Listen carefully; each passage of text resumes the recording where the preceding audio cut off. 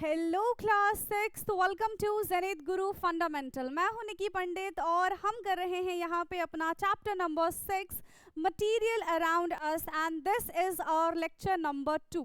सो आज का बेटा टॉपिक हमें कहाँ से स्टार्ट करना है? We have to start from what are the different properties of materials की अलग अलग properties के बारे में हम बात करेंगे। as we have already discussed that कि कोई भी object होता है it is made up of material। हो सकता है कि एक ही टाइप के मटेरियल से मिलके बना हो और हो सकता है कि एक से ज़्यादा टाइप के मटेरियल से मिलके वो ऑब्जेक्ट बना हो, राइट। एंड हर एक मटेरियल की अपनी एक अलग प्रॉपर्टी होती है। हमने लास्ट टाइम भी पढ़ा था कि जो हमारे पास ग्लास है, जो हमारे पास टम्बलर है, उसको हम क्लॉथ का या फिर पेपर का क्यों नहीं बना सकते? बिकॉज ये देखना पड़ेगा ना कि वो जो ऑब्जेक्ट है वो किस चीज़ के लिए बनाया जा रहा है, उसका पर्पस क्या है ना। तो फिर हमने देखा कि उसमें तो लिक्विड फिल किया जाएगा, बट जो क्लोथ्स होते हैं, जो पेपर होते हैं, उनके पास इतनी कैपेबिलिटीज नहीं होती हैं कि वो लिक्विड को होल्ड कर सके। दैट्स वाई टम्बलर और glass made up of steel, plastic और ग्लास, है ना। समझ में आ गया? तो इसी तरीके से हम इनकी प्रॉपर्टीज के बारे में बात करेंगे। So let us learn some more properties of material. 6.3.1 observe and identify appearance of the material. तो यहाँ पे हम मटेरियल के अपीयरेंस के बारे में बात करेंगे कि वो किस तरीके से दिखते हैं, ठीक। Materials often look different from each other. Freshly cut wood, which is unpolished, has a distinct appearance quite different from that of the iron. तो wood का जो appearance है वो iron के appearance से definitely अलग होगा, ठीक है। प्लास्टिक का अपीयरेंस जो है वो आयरन और वुड से वो फिर अलग होगा। तो इसी तरीके से अलग अलग मटेरियल का जो अपीयरेंस है वो भी कैसा होता है बेटा? वो भी अलग अलग ही होता है। Similarly iron look different from copper and aluminium. Again iron जो है, आयरन भी मेटल है, एल्यूमिनियम भी मेटल है एंड कॉपर भी मेटल है, बट इनकी अगर हम अपीयरेंस की बात करें तो वो कैसी होगी? इनकी जो अपीयरेंस है वो डिफरेंट होगी। However, there might be some similarities among iron, copper and aluminium. But ऐसा नहीं है कि हर चीज़ इनकी अलग होगी, इनमें कुछ हमें सिमिलैरिटीज भी देखने के लिए मिलेंगी। जैसे कि क्योंकि ये सारे के सारे मेटल है, so they are the good conductor, they are shiny, they are sonorous, है ना। इनको हम पतले पतले शीट्स में कन्वर्ट कर सकते हैं, इनकी हम वायर्स बना सकते हैं। So these are the similarities. तो डिफरेंसेस के साथ साथ हमको यहाँ पे सिमिलैरिटीज भी देखने के लिए मिलेंगी। Now that make them different from would. तो वुड जो है वो मेटल की कैटेगरी में नहीं आ रहा है, but these three objects iron, copper and aluminium ये सारे के सारे मेटल की कैटेगरी में आ रहे हैं। दैट्स वाई इनके पास कुछ सिमिलर प्रॉपर्टीज होंगी, है ना। अपीयरेंस में भले ही अलग होंगे बट देयर प्रॉपर्टी मैच कर जाएंगी, है ना। इनकी जो प्रॉपर्टी है समहाउ, क्योंकि ये सारे के सारे मेटल है and metal possess some properties, तो वो तीनों के पास होगी। So let us do a storing challenge. Collect some small pieces of paper, cardboard, wood, chalk, copper wire, aluminium foil and any article made up of brass, bronze, steel, etc. तो हमें ये सारी की सारी चीज़ें कलेक्ट करनी है जो कि किससे मिलके बनी हो? Brass, bronze and steel. दिख रहा है ये ब्रास, ब्रॉन्ज एंड स्टील क्या है बच्चे? दीज आर दी एलॉय, ठीक है। आगे हम पढ़ेंगे, अभी आप ये टर्म याद रखिए कि ये टर्म क्या कहलाते हैं। ये टर्म है alloy. Take a look at the piece you have collected. Do any of these material shine when light falls on them? Observe their texture. तो अगर वो मेटल है, मेटल से मिलके बने हैं, तो ऑफ कोर्स वो शाइन करेंगे, और अगर वो मेटल से मिलके नहीं बने हुए हैं तो वो शाइन क्यों ही करेंगे, है ना। वो शाइन नहीं करेंगे क्योंकि वो उसकी प्रॉपर्टी शो नहीं कर पाएंगे। ओके, नाउ फिर colour and other noticeable features. तो हमें ये देखना है कि उनका जो सरफेस है वो स्मूथ है या फिर रफ है। हमें देखना है कि उसका जो कलर है वो कैसा है। तो जितने भी नोटिसेबल फीचर्स हैं वो हम अपने ऑब्जर्वेशन में रख सकते हैं, है ना। हम उनको रिकॉर्ड कर सकते हैं। Group the collected piece based on their appearance. और फिर हम ऑब्जेक्ट्स को, मटेरियल्स को कलेक्ट करेंगे on the basis of their appearance, कि वो किस तरीके से दिखाई देते हैं. Now, material that typically have shiny surface are said to be have a luster appearance. जो चमकदार होता है, जो शाइनी होता है, उसको हम क्या कहते हैं? They have a lustrous appearance. For example, gold है, प्लेटिनम है, सिल्वर है, ठीक है, they are the metals and they are shiny. इसी वजह से हम उनकी ज्वेलरीज वगैरह बनाते हैं, है ना, ताकि वो दूर से देख के पता चल जाए ओ इसने गोल्ड पहना हुआ है, एंड वो अट्रैक्ट हो जाए. ठीक है, तो हम भी तो गोल्ड की तरफ जाके अट्रैक्ट हो जाते हैं, सिल्वर की तरफ, खास करके प्लेटिनम की तरफ. तो ये सब क्या है? ये सब मेटल की कैटेगरी में है, एंड ये सारे के सारे चमकदार होते हैं. Now such material with lustre are usually metals. तो ये सारे के सारे क्या होते हैं? मेटल्स होते हैं. Examples of metals include iron, copper, zinc, aluminium, gold, silver, platinum. तो ये सारे के सारे मेटल है जो कि चमकदार होते हैं. However, some metals may lose their luster and start to look dull or non-lustrous due to the effect of air and moisture on them. See, आप देखो कि आपने अगर गोल्ड की, सिल्वर की इयरिंग वगैरह पहन रखी है, आपने बैंगल्स पहन रखे हैं, ठीक है, या फिर आपके पास एंकलेट है ना, तो अभी जब आप नए नए लेकर आओगे तो वो कितने ज़्यादा चमकदार होते हैं, कितने ज़्यादा सुंदर लगते हैं. बट कुछ टाइम के बाद, मान लो आपने उसको 1 साल पहन लिया, ठीक है, फिर कुछ टाइम के बाद आप क्या देखोगे कि वो थोड़ा सा ना ब्लैकिश होने लग जाता है. ठीक है, खास करके अगर हम सिल्वर की बात करें तो सिल्वर जो है वो कुछ टाइम के बाद ब्लैकिश होने नजर आ जाता है, वो थोड़ा डल अपीयरेंस शो करने लग जाता है. क्यों?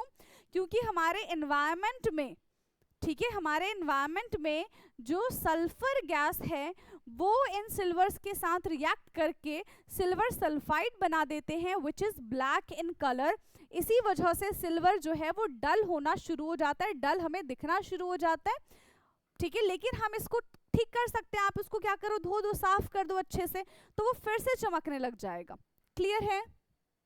ठीक है. As a result we often notice the lustre only on the freshly cut surface.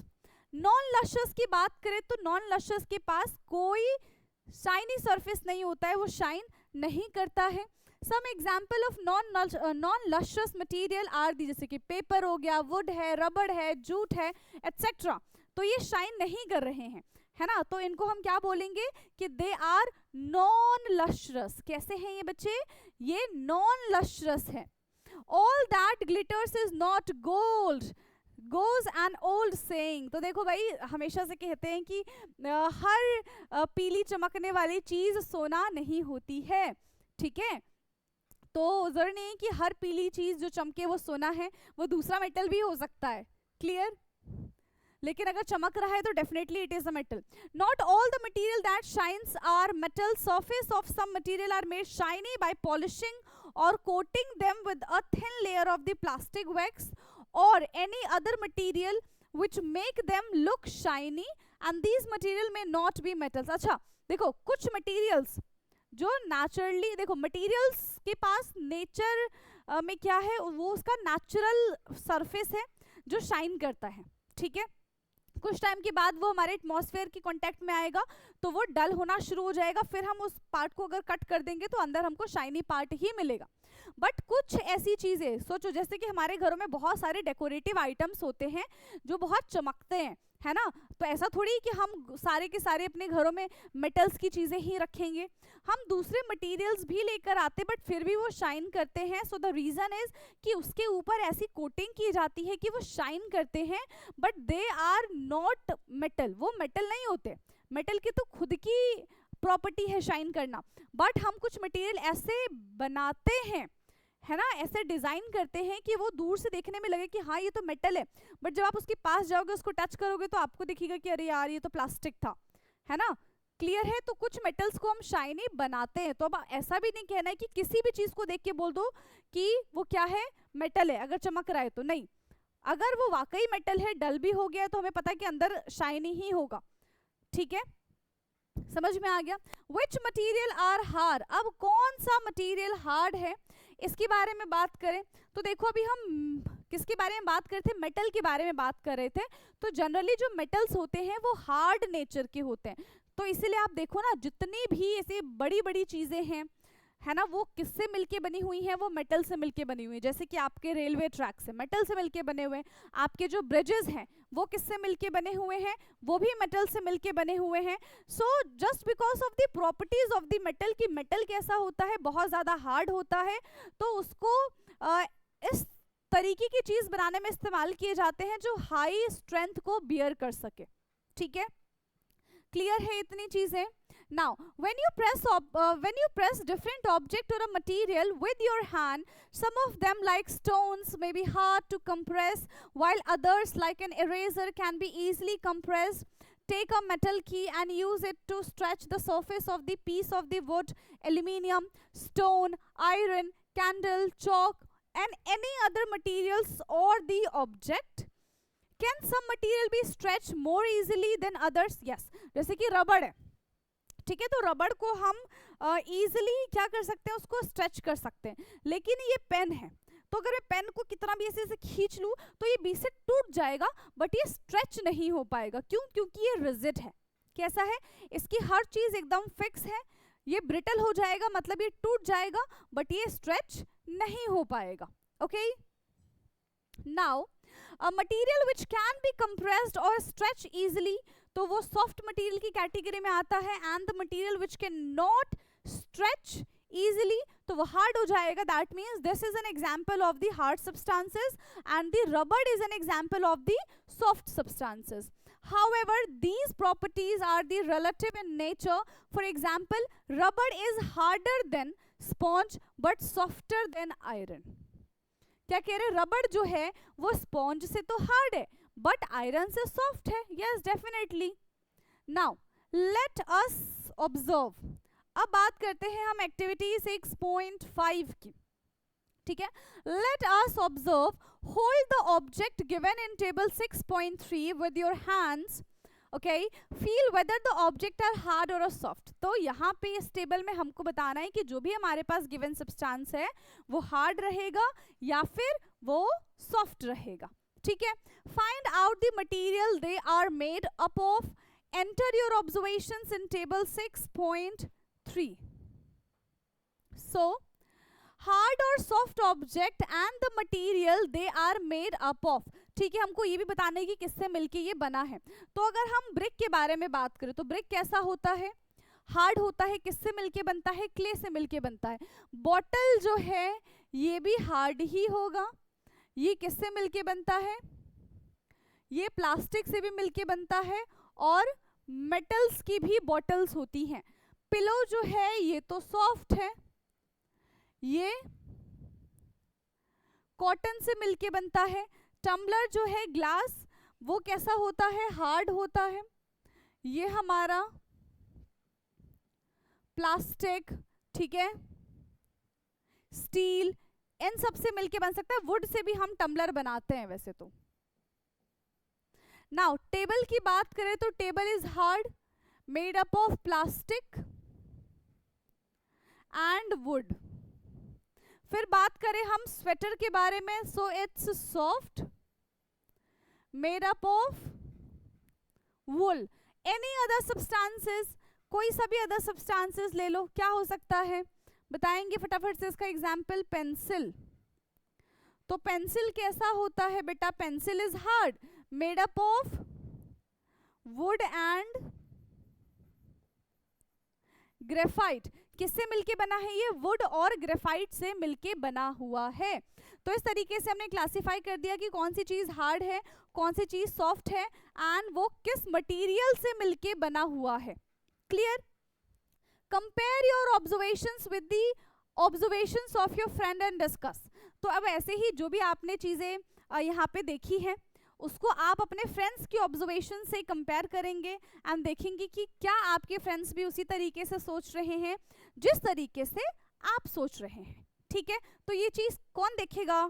Yes, ये चीज तो आपको देखनी पड़ेगी जब आप अपने फ्रेंड से मिलेंगे। तो now you have learn that material can have a different properties. Materials की अलग अलग प्रॉपर्टीज हो सकती हैं, जैसे कि लस्टर हो सकता है यानी कि वो शाइन करेगा, हार्डनेस उसकी हो सकती है, वो बहुत ज़्यादा हार्ड हो सकता है, सॉफ्ट हो सकता है, उसके कलर में चेंज आ सकता है। So can you think of any other properties that are shown by the materials. Let us explore it further. तो अभी तक हमने मटेरियल्स की कौन कौन सी प्रॉपर्टी देखी. हो सकता है वो डल हो सकता है वो शाइन करे, हो सकता है वो हार्ड हो सकता है वो सॉफ्ट हो, and on the basis of its colour. तो इतने सारे कैटेगराइजेशन अभी तक हम पढ़ चुके हैं. ठीक. Now 6.3.3 explore material through which one can seen or cannot seen. हमें मटेरियल को एक्सप्लोर करना है विच कैन सी और विच कैन नॉट सी. जैसे कि देखो यहाँ पे क्या है, तो Gulan, Sheeta and Sara are playing hide and seek with their friends. तो पहले पता है क्या होता था कि मतलब आई डोंट नो कि आपके साथ हुआ है कि नहीं हुआ. तो हाइड एंड सीक में क्या है कि हाँ हमको पता था कि ऐसे छुपन छुपाई इज हाइड एंड सीक, है ना. तो ये हाइड एंड सीक है ना. तो इसको पता नहीं हम क्या ही बोलते थे और समझ नहीं आता था, बट हम इसको बोल देते थे कि भाई ये क्या है, हाइड एंड सीक, है ना. तो अब बहुत टाइम के बाद, मतलब जब हम क्या, मैं अपनी बात बता रही हूँ, तो जब 9th-10th क्लास में आ गए थे तब पता चलता कि this is hide and seek, है ना. छुपन छुपाई को क्या कहते हैं, हाइड एंड सीक कहते हैं. पहले हम कुछ भी बोल देते थे, है ना, कुछ भी बोल देते थे पहले हम, हाई एंड सी इस तरीके से. सो ये हाइड एंड सीक खेल रहे हैं, जो कि मुझे बहुत ज़्यादा पसंद है. And Gulan hides behind a wall, Sheeta hides behind a big tree in the garden, while Sarah hide behind a frosted glass door which has a hazy surface, and Sheeta younger brother can see all of this happening through a glass window of his house. तो देखो भाई ये जो game खेल रहे थे, है ना, इन सब की गेम को कौन ऑब्जर्व कर रहा था, इन सब की गेम को जो सीता का भाई है, जो सीता का छोटा ब्रदर है, वो ऑब्जर्व कर रहा था. कहाँ से, ग्लास विंडो से. ठीक. The material through which the things can be seen clearly are called transparent. तो जो ग्लास होता है, ग्लास के आर पार हम इजिली देख सकते हैं, बट ऐसा नहीं है कि सारे ग्लास के आर पार हम इजीली देख सकते हैं. कुछ ऐसे ग्लासेस होते हैं जो हमें पार्शियली दिखाते हैं, कुछ ऐसे ग्लास होते हैं जो बिल्कुल भी शो नहीं करते, एंड कुछ ऐसे ग्लास होते हैं जैसे 100% ट्रांसपेरेंसी होती है. तो जहाँ पे 100% ट्रांसपेरेंसी होती है कि इधर की चीज़ हम उधर इजीली, मतलब हम इधर है, बाहर की चीज़ हमको देख रही है, तो through that glass we can see each and everything. So that type of material is transparent. इस टाइप के मटेरियल को हम क्या कहते हैं बेटा, इस टाइप के मटेरियल को हम कहते हैं कि ये तो ट्रांसपेरेंट है. कैसे है, ट्रांसपेरेंट है. Now glass, water, air, cellophane, paper, etc. are the some example of the transparent material, जिनके आर पार हम चीजें देख पाए. ठीक है, जिनके आर पार हम चीजें देख पाए, दैट इज क्या हो जाएगा, वो हो जाएगा हमारा transparent. Now why did Gulan, Sheeta and Sarah choose this place to hide? तो इन तीनों ने वही प्लेस क्यों चूज की, बिकॉज देखो गेम क्या है, हाइड एंड सीक, है ना, कि तुमको छुपना है और फिर जो है आपको एक पर्सन, ठीक है, वो आपको ढूंढेगा. तो आप कैसे छुपोगे, आप तो पूरी कोशिश करोगे ना कि कोई मुझे ढूंढ ना पाए, हम ऐसी जगह छुपेंगे. ऐसी जगह आप क्यों छुपोगे जहाँ पे बिल्कुल सीधे सीधे सामने सामने दिख जाए, है ना. तो आप ऐसा ऑब्जेक्ट ढूंढोगे जिसके आर पार ही नजर ना आता हो, जिसके अंदर आप आसानी से छुप जाए. ठीक है, तो इसी वजह से उन्होंने इस टाइप के मटेरियल को चूज किया to hide. Now, do you think it would be possible for Sheeta's brother to see her and her friends through the closed wooden window of the house? No.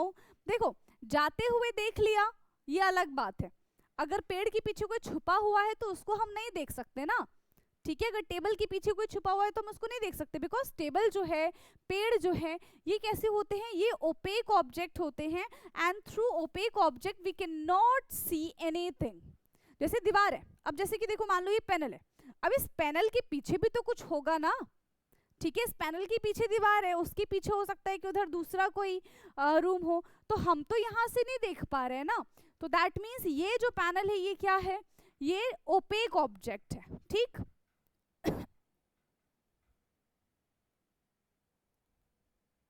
So there are many material through which you are not able to see at all. ऐसे बहुत सारे materials होते हैं, जैसे हमारे घरों में ले लो, एक दीवार ले लो, है ना, तो टेबल ले लो, तो ये सब क्या है, ये सारे के सारे ओपेक ऑब्जेक्ट होते हैं एंड ओपेक ऑब्जेक्ट के आर पार हम नहीं देख सकते हैं. So there are many materials through which you are not able to see at all and these materials are called opaque. इस टाइप की मटेरियल को फिर हम बेटा क्या बोलेंगे, तो इस टाइप की मटेरियल को हम बोलेंगे कि ये तो ओपेक है. Wood, cardboard and metals are the examples of the opaque material. The material through which object can be seen but not clearly, उसको हम बोलते हैं translucent. तो तीन चीजें हमने पढ़ी, तीन चीजें. पहली चीजें जिसके आर पार हमें क्लियरली विजिबल हो, तो जिसके आर पार हमको क्लियरली विजिबल होता है दैट इज ट्रांसपेरेंट. जिसके आर पार हमको बिल्कुल भी दिखाई नहीं देगा that is opaque.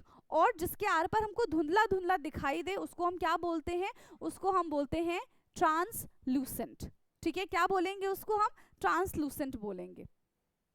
Butter paper and frosted glass are the example of the translucent material. मतलब धुंधला धुंधला हमको आसपास उसके आर पार दिखेगा. Look at the figure 6.5. Identify and label the nature of the material. ठीक है, used by the Gulan, Sheeta, Sara and Sheeta's brother. ठीक, चलो तो देखो यहाँ पे क्या है क्या है क्या है, क्या दिख रहा है. देखो ए क्या है, ये वॉल है. तो वॉल के उस पार हम देख पाएंगे क्या, बता दो. वॉल के उस पार हम देख पाएंगे क्या, नहीं देख पाएंगे. सो ये ए क्या हो जाएगा यहाँ पे, ओपेक हो जाएगा.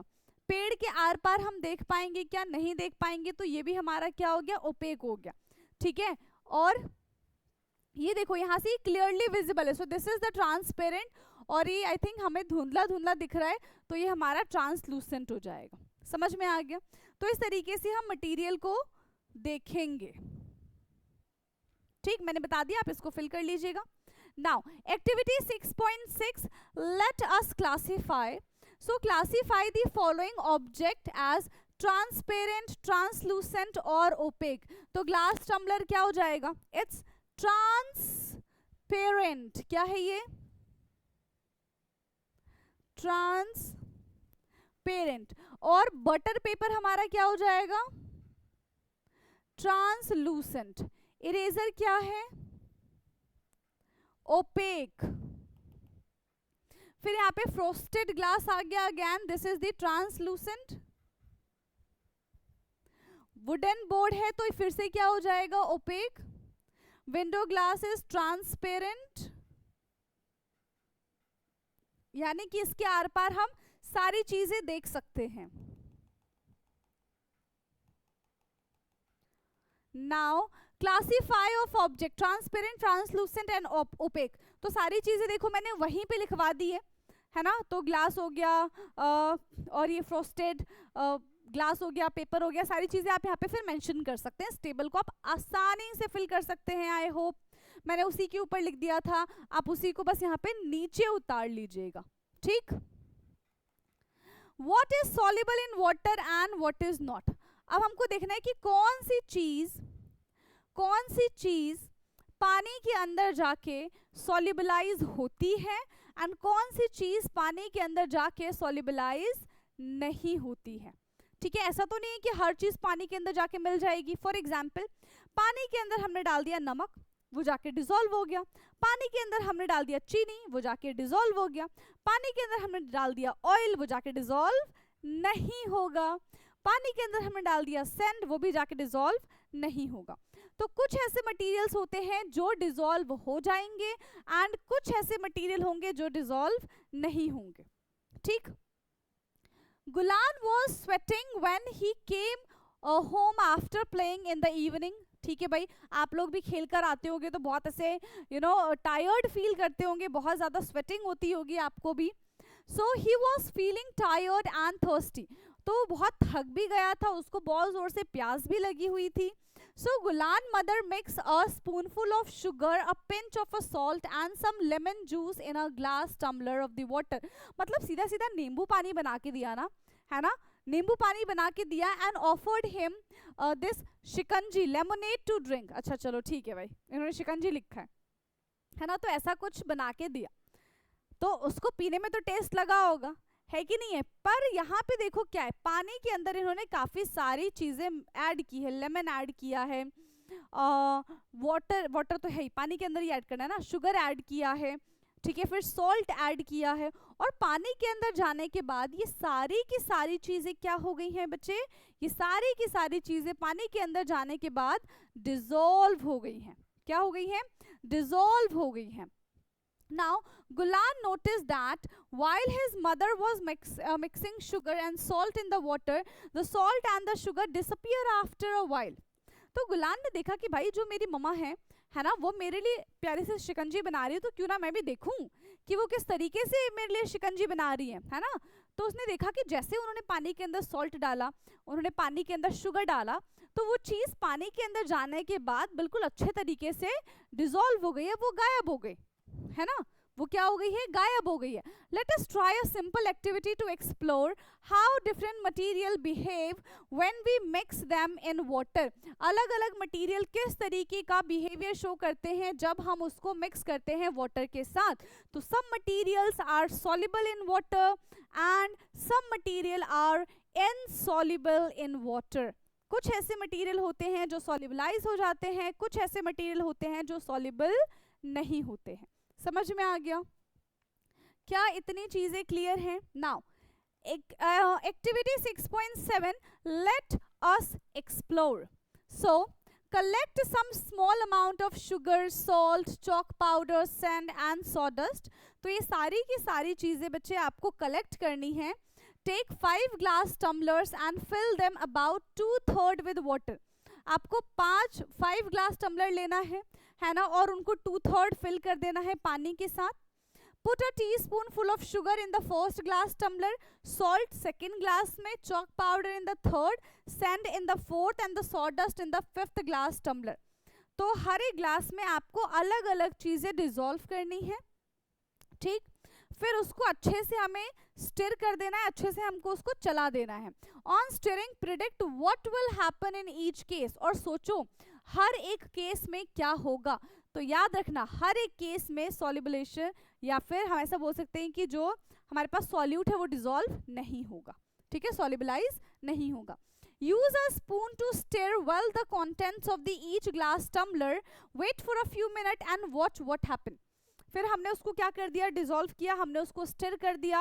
अब कुछ टाइम के लिए हमको वेट करना है और हमको चेक करना है क्या वाकई जो हमने पानी के अंदर चीज़ें डाली थी वो डिसॉल्व हुई हैं या फिर वो डिसॉल्व नहीं हो पाई हैं। This we have to check, ठीक है, वो चीज हमको यहाँ पे चेक करनी है।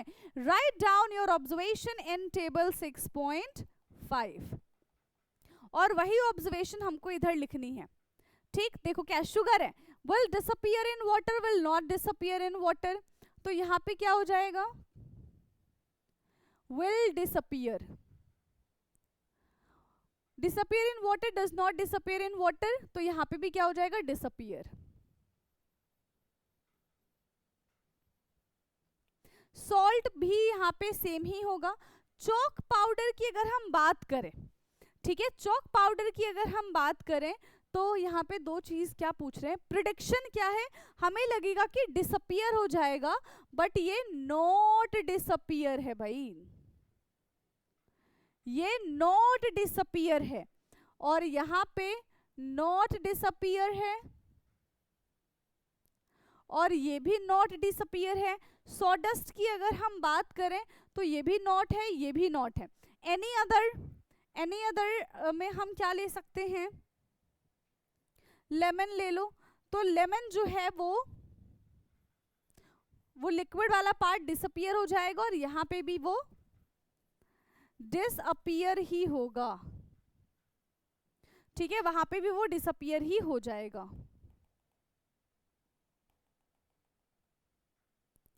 So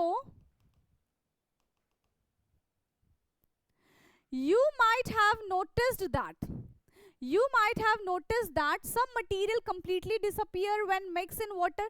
कुछ ऐसे मटेरियल्स होते हैं जो completely disappear हो जाते हैं, कुछ ऐसे मटेरियल होते हैं जो partially disappear होते हैं, कुछ ऐसे मटेरियल होते हैं जो disappear ही नहीं होते हैं।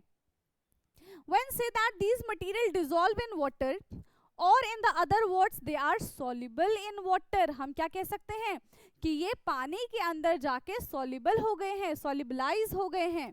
Mix with water, some material do not mix with water, कुछ ऐसे मटेरियल्स होते हैं जो वाटर के अंदर डिसॉल्व नहीं होते, like oil, sand, and do not disappear even after stir for a long time, and these are insoluble. तो जो कभी डिसॉल्व ही नहीं होते हैं उसको हम क्या कहते हैं कि वो इनसॉल्युबल है। क्या है वो? इनसॉल्युबल है।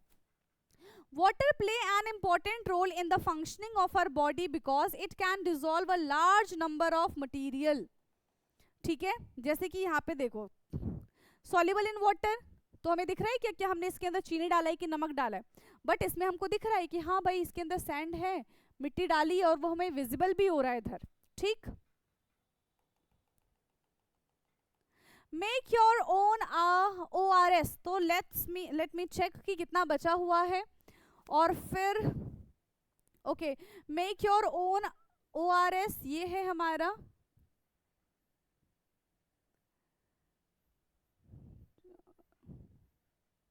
ओके, मतलब एक क्लास हमें और लगेगी, है ना, एक क्लास और लेके हम इस चैप्टर को फिनिश कर देंगे।